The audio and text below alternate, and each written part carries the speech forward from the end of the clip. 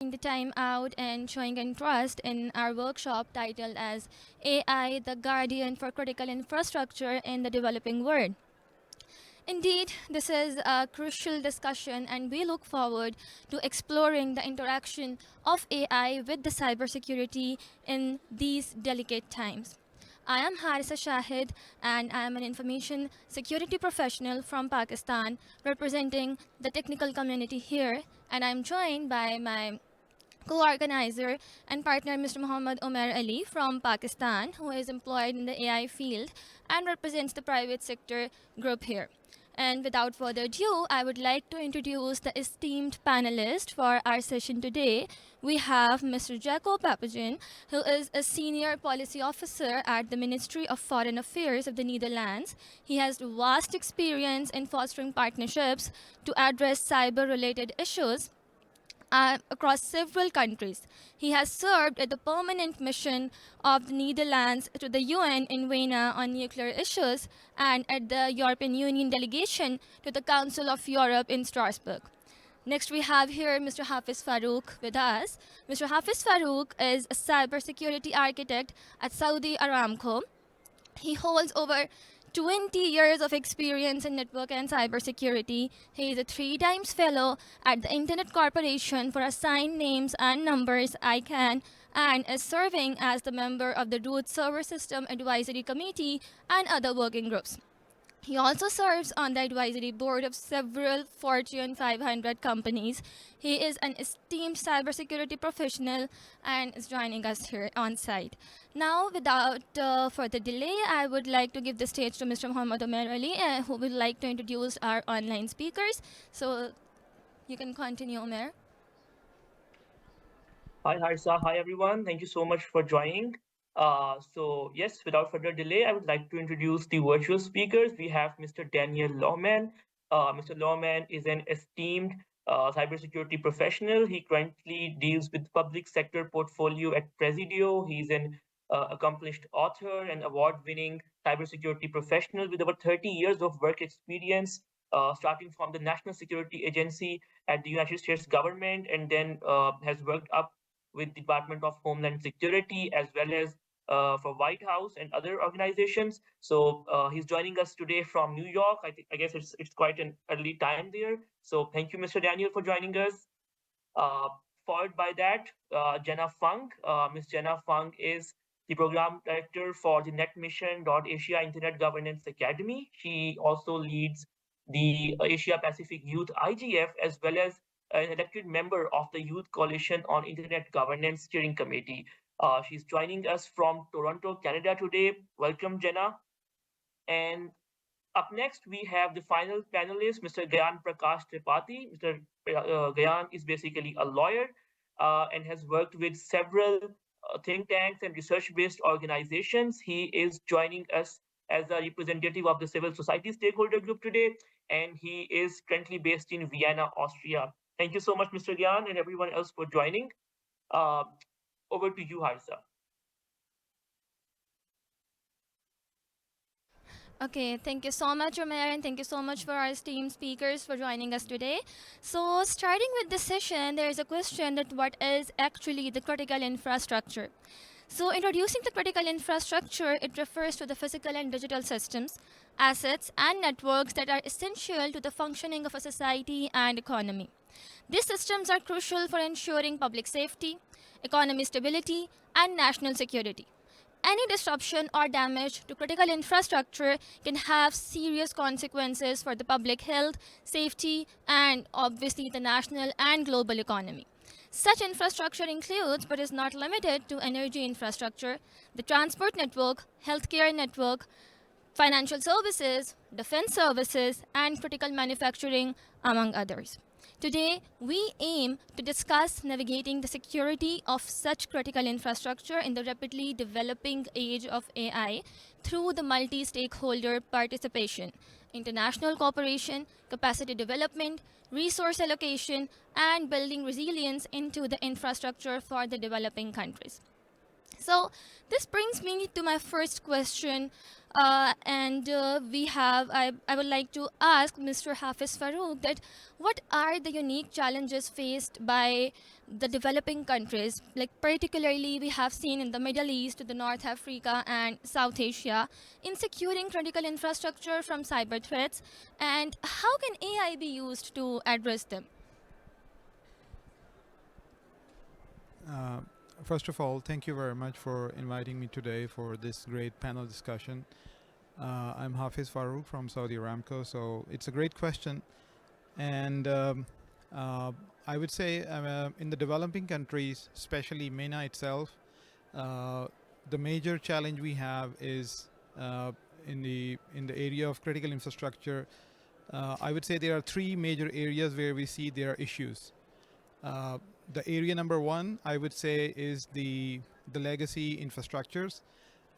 In the developing countries, the companies don't have huge budget to upgrade their security infrastructures.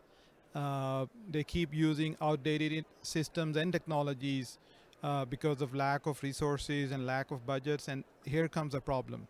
So these old systems they keep using, they have lots of vulnerabilities. They don't have security features which are required these days. So they actually create a huge attack surface for attackers to attack on your infrastructure, and here comes a problem. So, so legacy system is one problem. The second problem which I want to highlight in the critical infrastructure is the lack of security expertise. Uh, the lack of expertise in the critical infrastructure domain is a global problem. It's not only a problem for the developing countries, it is a problem everywhere. But uh, obviously, developing countries are also getting the heat of this problem.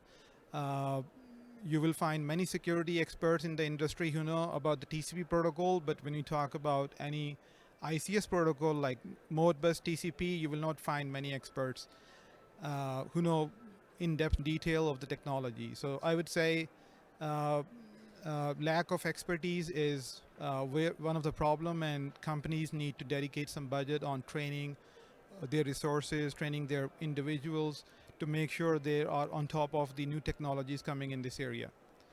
And third important area which I want to highlight is the digital transformation. It's not an issue. I know all of you guys love digital transformation, and I really appreciate that also. But the problem is people do spend money on digital transformation, but they don't give attention to spending some money on securing the digital infrastructure. Uh, so when are you deploying these digital infrastructure, make sure that you deploy cybersecurity controls on top of that. And if you don't do that, these transformation will become a pain in time to come. So you need to keep this thing in mind. Now coming to the second part of your question, Harisa, which is about how can we use AI for this. I think obviously AI is a great technology. It can do many major stuff to secure our critical infrastructures. But two areas are the key areas where AI can be very useful. One of them is threat detection and response. So you can ingest all your data from your critical infrastructure in real time to your algorithms, and they can find anomalies out of your daily operation and find out if there is a real-time security threat. So detection and response can be augmented by AI big time. There is no doubt about it. Especially a company like Aramco, we have like a massive infrastructure. I mean, we have millions of assets scattered all across the world. We need army of resources, army of SOC analysts sitting in real time, sitting in the SOC, doing analysis on these events, which is impossible. So here comes the role of AI, where AI algorithms can tap in, they can jump in, and they can make life easy for you. This is what my company is doing. We can't just employ hundreds of security analysts just to do everything. We have to rely on AI. So I hope I answer your question. Thank you. Perfect, very well, and thank you so much for the great points made. One of the things you highlighted is the lack of expertise, as we all know that it is a very major problem. And the first issue that comes to mind when we talk about cybersecurity and AI, that to deploy these solutions, we must have the required expertise in order to work in these areas. So this brings me to my next question, which is to Jenna Fung, that what are the most effective strategies for training and upskilling technical professionals in developing countries? As I have seen that you have been working with some civil organizations and in the community as well. So and how we can leverage AI for critical infrastructure security, and like what is the limitation for their adoption? So I would the floor is all yours, Jenna.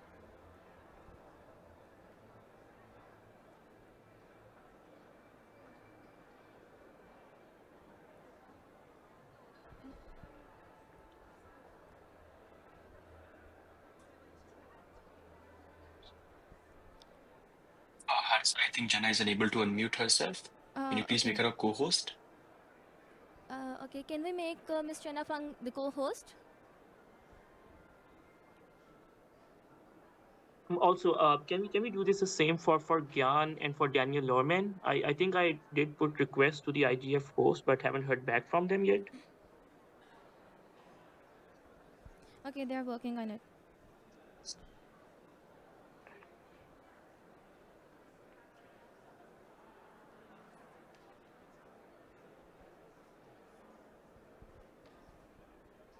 It's done. Okay, it's done. I think Jenna, can you please try again?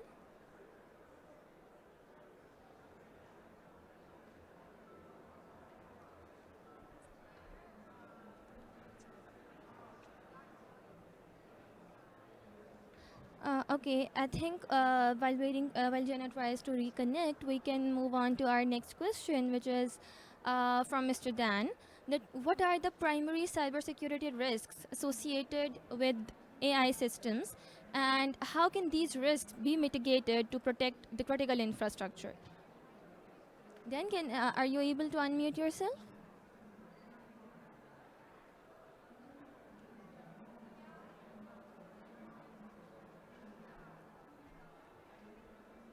Okay. I think the host is unmuting me again and again, and not Dan and Jenna. Can you please unmute Mr. Dan and Jenna Fung?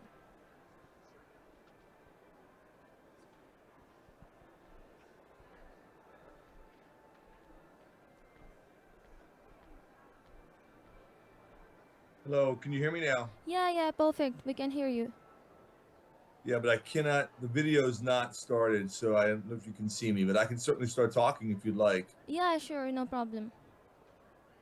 Yeah, I'm getting a message saying the host must unmute you or the video is not enabled. So, yeah, so thank you all. First of all, great to join you today. And as soon as the video comes live, I'll be happy to be on video, but it's great to be with everyone. I'm actually in Michigan in the USA, and this question is a really important question. I mean, there's a lot of different challenges. You want me, you just to repeat again, you wanted me to answer the primary cybersecurity risk associated with AI systems and how can these be mitigated? Is that correct? Yeah. There we go. Great. So, I mean, first of all, I just would say that, the AI is being used extensively to attack us. So AI systems can be exploited to execute large-scale automated attacks, such as spear phishing, malware distribution, and AI-driven attacks are actually spreading and broadening and deepening the attacks against critical infrastructure worldwide. So this is happening all over the United States right now, all over the world right now. And still the video is still not working. But on the actual AI systems themselves, I think I just want to mention 4 or 5 different areas, and I can dive into some how ways we can mitigate these. But from data poisoning attacks to privacy attacks, adversarial attacks. So, for example, data poisoning attacks, malicious actors manipulate training data to bias or compromise AI models, leading to faulty decision making. And so that, for example, poison data can cause an AI system managing a power grid to misclassify a threat, resulting in an outage. Um, Privacy attacks, AI system might reveal patient data during training, or an adversarial attackers input specifically crafted data to deceive AI systems, causing incorrect outputs. So, we need to make sure that that those are protected against.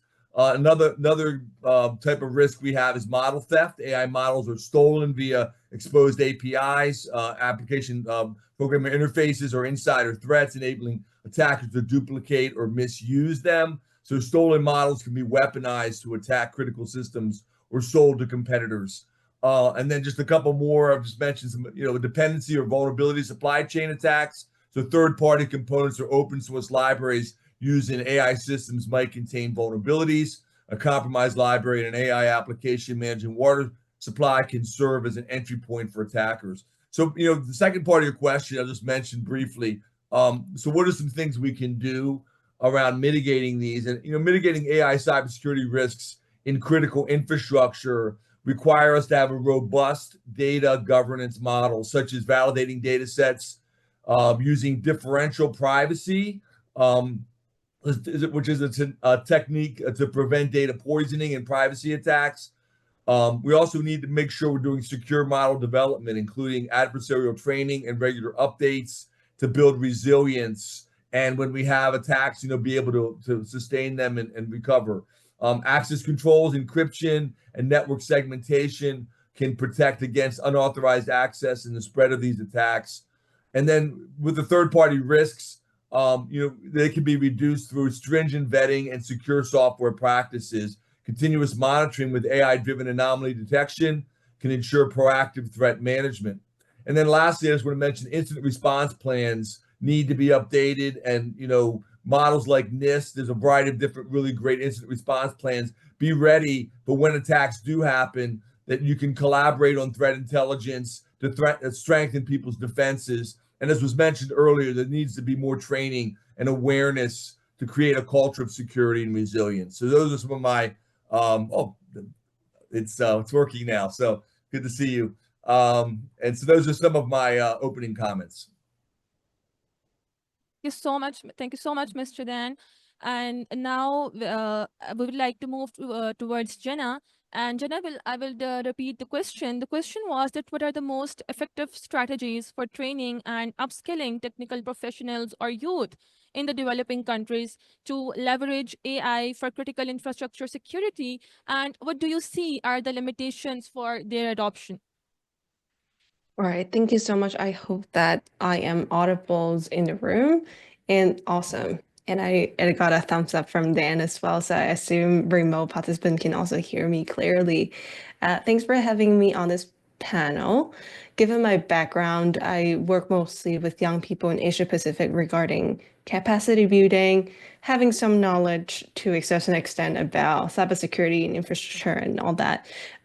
Although I can't speak for the technicalities of all the subject matter, but I do have some opinions on how I see what we could do or do better for capacity building, especially if assuming our the title of our sessions, and in many sense we are using this ever evolving technologies for critical infrastructure these days, and with my experience working with many young people in Asia Pacific in the past 6-7 years, and you could see that many of the time there's some knowledge gap in that, and as I currently reside in North America as well, and so I think that's some differences when we are somewhat exposed to the same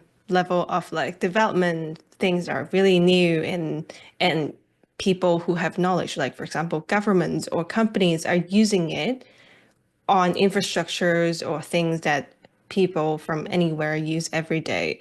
But because, for example, people in developing countries might have less resources or opportunity to be exposed to informations or resources to learn more about it, and they essentially become more vulnerable, and there's like a big gaps in between. And I will spare you all the details about what is about digital divide and all that.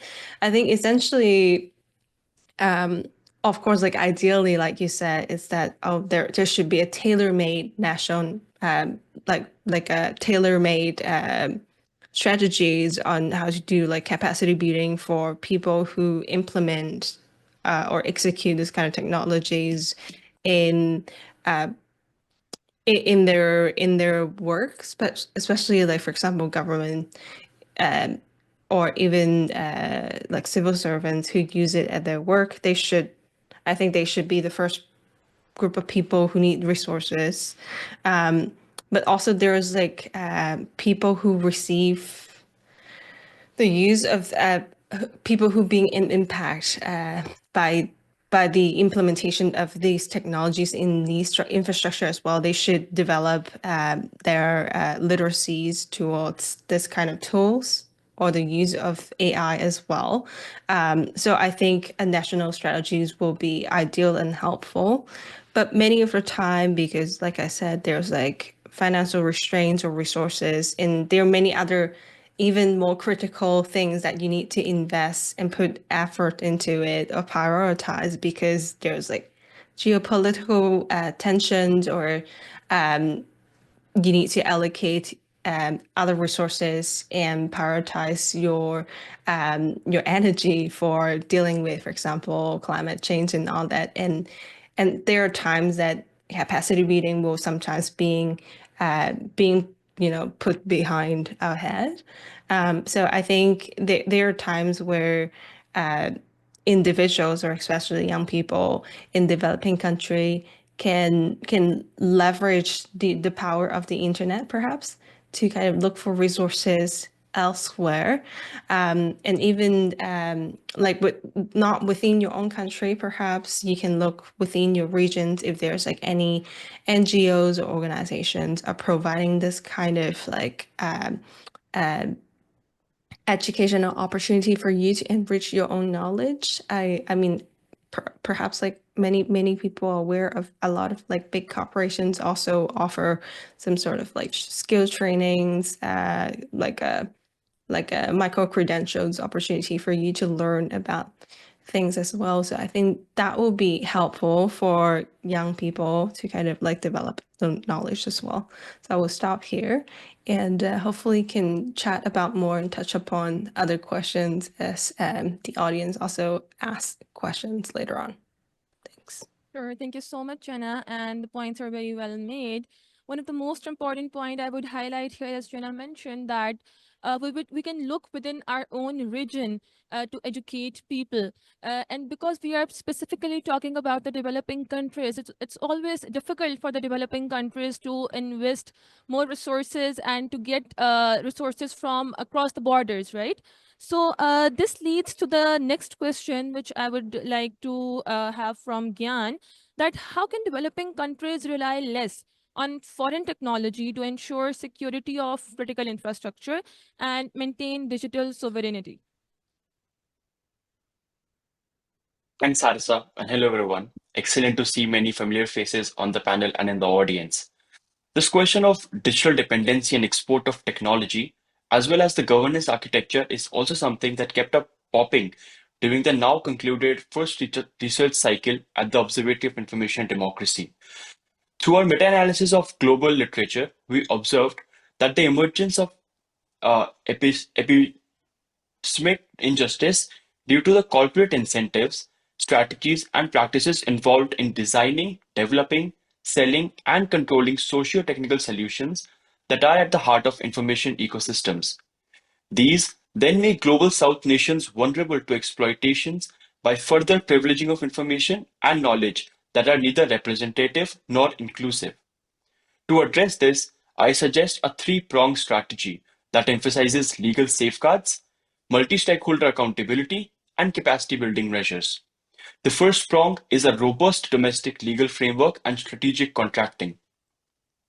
Here, Global South and developing nations must codify clear obligations into their legislations, which must themselves be human rights centric. They must enact legislation and regulations that mandate transparency, human rights due diligence, and data protection protocols for all technology suppliers, regardless of their origin. They must also have stringent contractual terms that demand technology transfer, skills development, and long-term support arrangements. By these provisions, uh, they could also include mandatory training for local engineers, commitment to open standards, and clear exit strategies that can prevent vendor lock-in. The second prong that I would strongly suggest is inclusive, transparent, and accountable government mechanisms, which can be achieved through multi-stakeholderism. There must be a clear and direct independent oversight by bodies that include government representatives, CSOs, industry experts, and also human rights advocates. But I don't think I need to elaborate on that in this forum. And the approach is, of course, well documented. The third and a more critical prong of the strategy is regional cooperation and capacity building for long-term sovereignty. It is pertinent that Global South nations form knowledge, R&D, and cooperative blocks to compound the resources that they have available. This can be done either through collaboration with geographically proximate countries facing similar challenges to develop common legal and technical standards. Another way it can be achieved is by forming issue or interest-based blocks, which can increase collective bargaining power and reduce the risk of exploitative deals. Each prong of this strategy seeks to reinforce sovereignty, protect local interests, and uphold human rights standards. By implementing this, developing countries can create a balanced, forward-looking legal and policy ecosystem which will respect human rights, reinforce sovereignty, and foster resilient, fair, and beneficial technology partnerships. Thank you, and back to you, Harissa. Thank you so much, Kian, for your valuable input. So, after listening to every speaker here, I would like to move on to Mr. Jacko. You have you have worked with the government sector, have expertise in that. So I would like to ask you that what do you see are the key challenges and opportunities in establishing international partnerships to share best practices and technologies for critical infrastructure security, particularly in the context of AI? Thank you, Harissa, and thank you to all the speakers before me, which I can actually echo many of the points made before, because together they make a very, bringing all the perspectives together. And I think that's also very symbolic for the IGF as well, where all stakeholders come together and learn from each other. So thank you for that. I would say, of course, well, we've heard it before too, one of the challenges usually is to bring enough human resources and finances together. And on the other hand, AI can also relieve a lot of challenges in terms of human resources, as the other speaker said, because you can use AI instead of actually checking all the cybersecurity vulnerabilities by persons. So I would say these challenges together mean that one has to prioritize. And especially in terms of critical infrastructure internationally, we have not agreed one agreed definition of what is critical infrastructure. And maybe we don't also need it because every country and every region is different. We did agree in the UN that, of course, the core infrastructure of the internet, the general availability and integrity of the internet is part of the critical infrastructure. And I'm glad you said you were also involved with ICANN, and of course ICANN is also part of this. So I would also like to stress that. But other than that, and of course, I think many countries will share many critical infrastructure ideas. It's quite logical to say that energy grid or water supply or your own cybersecurity operations center or your SOC or your CSIRT are part of your critical infrastructure. So I would say one has to prioritize. Every country would have to find their own national priorities, but you can of course exchange within your region. It was also mentioned. What are your most priority issues? And one opportunity in international partnerships is also exchanging best practices and exchanging ideas, also negative experiences. It's also very important that you share negative experiences together so that people can learn from each other. And let's see, there are a number of international mechanisms already for that, both the Internet Governance Forum, but there's also the AI for Good Summit with the ITU in Geneva. There are many there are many forums open to stakeholders. There's also the Global Forum on Cyber Expertise, which is built to share this knowledge together and to bring supply and demand on capacity building together to actually bring stakeholders from the private sector and from the governments together from both the Global South and other countries. And also these days we also hear a lot about the Digital Cooperation Organization. It's also an interesting organization that brings stakeholders together. I don't know if they do a lot of work on AI yet, but I think that would be a logical step too. Here at the IGF, there's also a lot of talk about the Global Digital Compact and what has come out of it on the UN level. There are a number of mechanisms that will have to be implemented now on AI governance. And you also see there that it's built to bring all the stakeholders together. And I think that's the most key message I want to give, that it's important that any mechanism or international partnership actually brings both civil society, academia, private sector, the technical community, and the governments together to really learn from each other and not only speak in their own bubble or in their own silo, and also between different owners, because critical infrastructure, sometimes it's owned by the state and sometimes it's a private sector company. And then it's important also within your country that you have mechanisms that you can exchange knowledge and exchange experiences within your country between the different stakeholders. Very true. Thank you so much for your input. Now, this leads to the next question, as we have already mentioned, that it's important for the collaboration The between all stakeholders, including the private sector, the government, and the civil organizations as well. So I have the next question from you, Mr. Dan, that how can private sector companies collaborate with governments and civil society to develop and deploy AI-powered security solutions that are affordable, because we are talking about the developing countries, and accessible to developing countries? So please, over to you, Mr. Dan. Yeah, thank you for the question, and I really appreciate the comments that were just given, because I think they really lead into that really well. And I think that this is a huge challenge. I would just echo some of the comments, and just I prepared a number of different aspects of how companies can collaborate with governments and civil society. I think first of all, it just starts with a commitment that you want to do it. You know, that we all. I mean, there's the saying we say a lot in the U.S., which is when you've climbed the ladder, you need to send the ladder back down and help other people back up, because it's in all of our interests, global interests, to work together, to partner. Many companies, certainly in the U.S., but all around the world, have great partnerships in developing countries. Others, it's a new thing for them, but they recognize it. It's in the long-term best interest of everyone, the whole society, but also their own companies, of where they want to go and how they want to work together and partner in the future. So how can you do that? You know, public-private partnerships is a big one. Talk about NGOs, non-governmental organizations, partnering with those.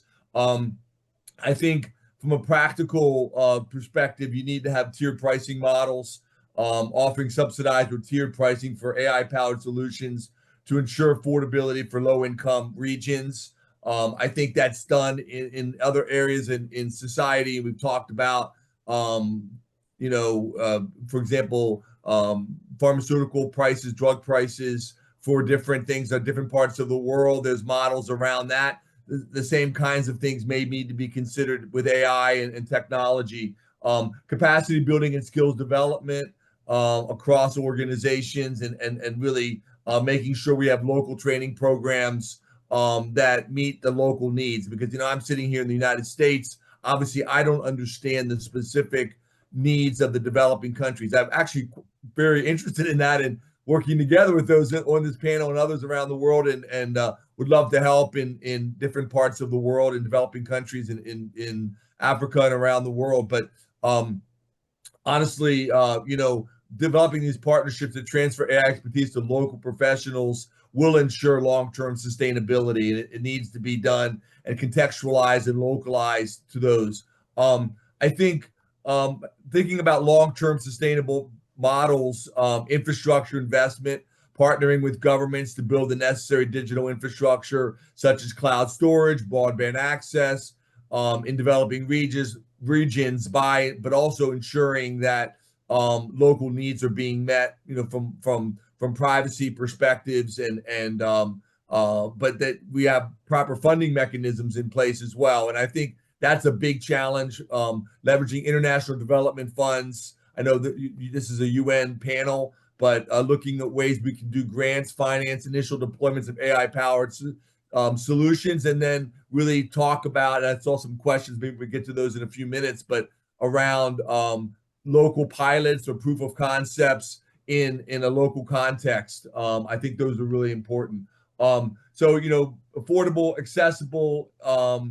It really is going to require multi-stakeholder coalitions. So really establishing coalitions with international organizations, whether that be the UN, World Bank, really talking about working together with NGOs, as I mentioned, advocacy groups, and then just really making sure that we all speak the same language. I just wanted to close on that. I think even some of the different terms we use in the U.S. are different than some of the terms that different people use around the world, and part of that is language.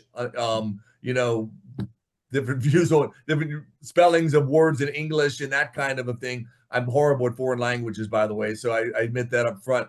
But just even the terminology and as we think about AI, I think AI can help us, and I think it's on a positive note. I've seen applications in the USA with different counties and cities and governments around the United States where they've, used to have one or two languages, and now they've come together and they now support 140, 150 languages, and those same applications can be scaled to work in a wide variety of different communities that maybe, even in Washington, D.C., for example, Montgomery County is a great example. The Monty application is called Monty, M-O-N-T-Y. It's a great application. That's in Washington, D.C. in the United States, but it serves communities, people from all over the world that live in that area that now have access to over 100 applications in their own language. And so I think AI can help us in that. And I think it can actually be part of the solution to make solutions that are available maybe in English available in multiple languages around the world. So the ability to reuse applications, to be able to learn from others, I think is a big part of this solution, and being able to not reinvent the wheel, if you will, but actually partner and say, okay, this government in the US or this government in Europe is doing this really successful application. How can we apply that in developing countries? Exactly, Thank you. very well. Go ahead.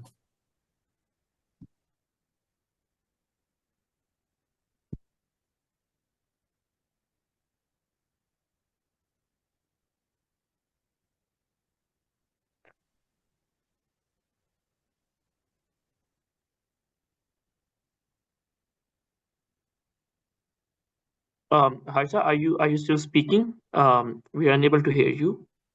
Oh, I'm so sorry. Actually, I switched my channel. Apologies for that. So, okay, moving forward, I have a similar question for you as well, Mr. Hafiz Farouk. That how can multiple stakeholders work together developing a global or a regional framework? Because if we see, some regions do have a framework for cybersecurity and things like that. But if I talk about some developing countries, like if I talk about my country, Pakistan, we don't have a framework specifically for the cybersecurity or information security. So, how can multiple stakeholders work towards developing a global or a regional framework for incorporation of AI in the critical infrastructure security? Thank you, Harsa, for another great question. I generally agree with what Dan said. There has to be a global standard, first of all. So I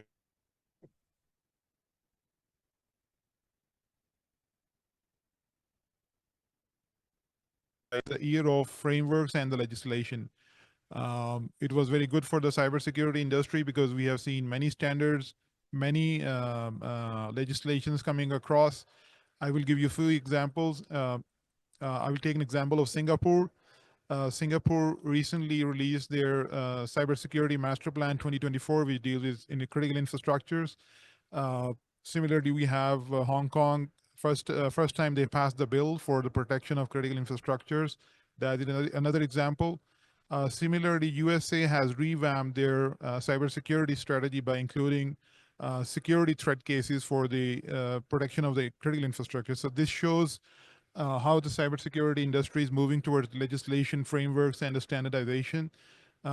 Also, you might be aware, most of you guys, about the European Union. They recently enforced NIS2 directive and AI Act. This is something very promising as well. So things were very positive in 2024, but only I think the missing part is the critical infrastructure legislation. I would say all these legislation I'm talking about, they don't cover use of AI for the cybersecurity of the critical infrastructures. So that is the missing piece right now. And how to address that, as Dan said, it has to be global first. I don't think so that the only regional approach is going to help us. First of all, developing countries and the technology giants, they need to sit together and they need to work on a global framework first, and then the regional frameworks, they should follow them. I mean, I don't think so that only a region or a country like Pakistan or, for example, even Saudi Arabia, I mean, they can handle this, the bigger spectrum of cybersecurity threats alone. They need to work in collaboration. I mean, for example, UN is a good forum. ITU is a good forum. They should take the lead, and they should actually standardize the use of AI for the cybersecurity of the critical infrastructure. I think more research and development and more collaboration is required for the time being to understand how Gen AI is going to be used, how AI is going to be used for the protection of our infrastructures. Still more work to go, more work to do in years to come. And I hope, I mean, we move fast before the attacker, they start using AI. We, the defensive guy, we should start using the AI as well to protect our infrastructure. I hope I answer your question. Thank you. Definitely. So when we talk about AI, there comes some ethical considerations and some, some other security issues as well, because AI has its own concerns as well. So moving on to the Mr. Jacko, I have a question for you: that how can governments in developing countries effectively balance the need for AI-driven security with privacy concerns and ethical considerations? Thank you, Harissa, and thank you, Hafiz, also for mentioning the need for the standards. I think, well, maybe to start off with your question about security and privacy and ethical considerations, which is a great question, and I think it's a very relevant question. I would start off with saying that maybe there's not really a dichotomy between the two, but you really need both at the same time, and more. Usually more privacy or more ethical considerations do not mean less security. It's both. Both would go hand in hand, of course. And also here, I would say this question, actually, when you talk about cybersecurity, I think that the basic principles, the general principles, they are both, they will be the same, whether you use AI or not. And I think the only big difference is that for AI, it enlarges many things, and it makes many things much more impactful, especially positively and negatively. You can better defend against cyber attacks with AI, but you can also, of course, there is also the risks of the privacy risks and the risks of false data that you are using to train models is much bigger. So I think that does require international cooperation. The EU AI Act was also mentioned, the risk-based approach to AI systems. So I think the best way to actually incorporate this is both, and I'm gonna also continue with on Hafiz's thread here on international standards and cooperation, is to both think about what do we have in common universally. We have universal human rights, we have universal standards already there at the UN level, and also basically globally. And then next to that, we have a local context where everything is happening. And in Pakistan, this is different than from the Netherlands, or it's also different in Saudi Arabia. And I think we need to take that into account too. So I think to actually, and we've seen that in the Global Digital Compact too, when we talk about ethical considerations, we've had a push to include that in the Global Digital Compact. So I think the best approach to do this is to have a high level, and I agree with Hafiz that can be at the UN, to have a broader level agreement on the general principles. And then on a lower level, on a more regional or local level, you can have more legislation, or you can have specific critical infrastructure legislation that then you can look at the UN level and say, okay, we agreed these general principles here on the protection of privacy or on the protection of security also. And we base our national legislation on this. And then next to that, because multi-stakeholder cooperation is important, you can do that locally, but you can also do it internationally. We have many standard organizations internationally. Of course, resources are always a challenge, and it's always a huge investment to actually engage in standard organizations at the IATF or at the ISO or at different organizations. But this is a platform where you can engage with the big technology companies and with the suppliers and with the civil society. So I think it is important to also look there on the technical level with a multi-stakeholder approach, which is in principle open to everyone, but which can be improved for inclusivity. To start there with the standards for incorporating AI in the cybersecurity field. Thank you. Exactly, and with that, we come to the end of our session. Concluding the points, we have highlighted that the skill building is very important, and for the skill building, collaboration exactly the main point which every speaker has highlighted here. That the collaboration between all the stakeholders is the crucial part to enhance the AI and cybersecurity to raise awareness about the use of AI, because right now AI is not being much used for the protection of our critical infrastructure. So the awareness is very important. So thank you so much to all of our speakers for joining us today. And now we are moving towards the Q&A session.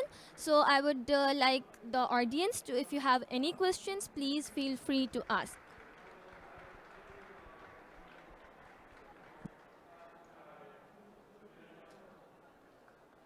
Just to chip in here, Arisa, followed by the on-site audience, we also have a question from the online audience. So I think we can proceed with the on-site audience first, and followed by that, I can ask a question that is in the chat box from the online audience. Yeah, sure. So we have one question here. Hello everyone, my name is Fernando. I am part of Brazilian Youth Delegation, and I work in a network provider, so I'm part of the technical sector. One thing that was presented as a problem was the lack of professionals in the cybersecurity AI, but another problem that I see is even with a long and continual cybersecurity training, most of the professionals eventually go to another country to work. So basically my question is how to retain these talents in their country to continue their work. Yeah, that's a very important question. So anyone from the panel would like to ask? Would like to answer? Yeah, I would just want to add a comment on the. First of all, Fernando, great question. I mean, the world is getting global. I mean, the people that are moving around is very difficult to retain a talent. Companies are looking for talents. If you are sitting in Brazil and the company needs you some other part of the world, they will hook you from there. So this challenge is there, but I think instead of retaining the talent locally, the challenge is to produce the talent. So because most of these systems, as I told you before, they are legacy. I mean, I'm not saying that we are not professional. We are professional, but the systems are so old that there are not enough documentation available. There is not much stuff available where you can simulate, where you can train yourself to see how the system is going to operate. So I think instead of localization of resources, we should concentrate more on the training aspect, and maybe the old legacy vendors, I mean, they should start maybe redoing their documentation. I mean, so actually my point is that the knowledge base should be increased instead of trying to localize the resource at a different location. Thank you. Thank you, Mr. Farouk. Does this answer your question? Okay, perfect. So any more questions we have? Yeah, I do okay, have one okay. from the So we have one yeah from the the on-site participant. I'm Thank you sorry, so much. on-site or My name online? is Tui. I'm from .vn03. We are from technical community. Then I have a question that we are talking about promoting using AI to protect our critical infrastructure. So I have a question that what infrastructure do you think will be in scope of the critical infrastructure? Thank you. So your question is basically what infrastructure do we think is the critical infrastructure, right? Yeah. My question for the panelists is that what can you name some of infrastructure that will be in the scope of critical infrastructure that should be uh, protected by AI promotion here? Thank you. Thank you so much. So anyone from the panel would like to answer the question?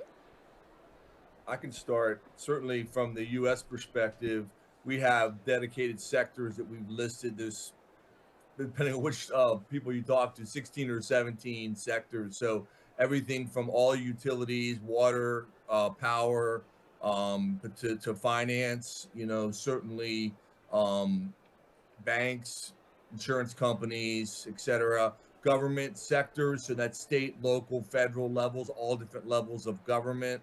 But then you can start talking about, transportation. So clearly, airlines, trains. I mean, so really all of the core physical infrastructure in society, and it's actually a website you can go to and just type in critical infrastructure, certainly USA, but in North America, there's a very defined list and what's covered and what's not covered in the critical infrastructure. Thank you so much, Dan. Does this Thank you. answer your question? Yeah.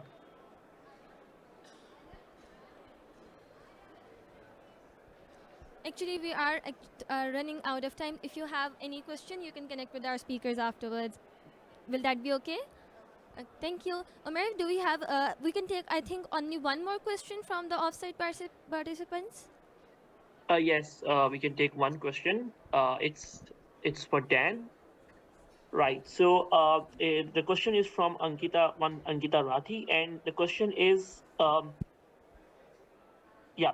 So can you then please elaborate on the specific resilience strategies that the organizations should develop to recover from AI-driven attacks?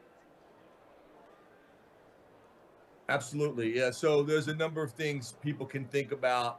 I've just, when you start thinking about threat intelligence, invest in AI powered threat intelligence to detect and predict emerging attack patterns. So, basically fight AI with AI. So, making sure that, cyber attacks are moving faster than ever. So, you need to have, kind of fight fire with fire almost is the mentality.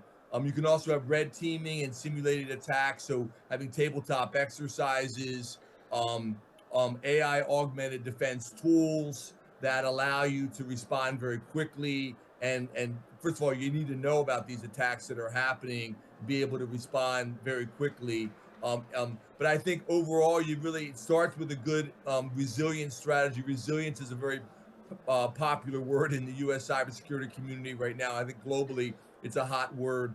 You need to have a comprehensive incident response plan. So if your critical infrastructure is attacked, whether that be the water, the utilities, the banks, you need to be aware of it. You need to be able to detect it, and you need to have all parts of your organization able to respond, not just from a technology perspective, but people, process, and technology.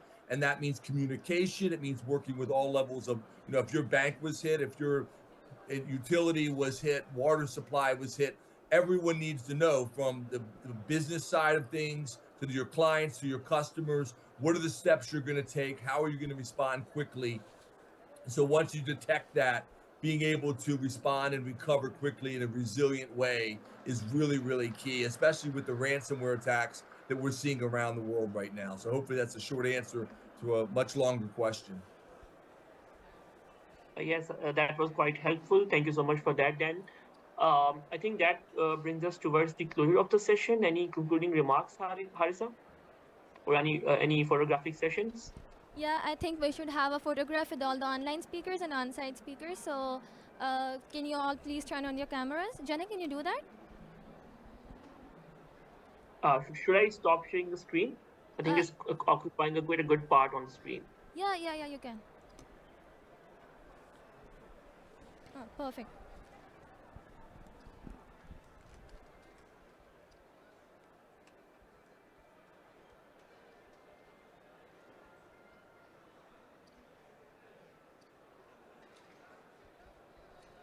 Thank you so much, everyone. Thank you to all the speakers. Thank you to our audience. And if you have any other questions, you can follow our speakers on the LinkedIn, connect with them, and have your questions answered. We have our on-site speakers. If they have a little bit more time, they can also engage with you as well. Thank you so much, everyone, for joining today. And goodbye. Have a nice day, everyone. Thank you so much, everyone. Have a good day. Goodbye. Thank you. Thank you. Thank you. Thank you so much, sir.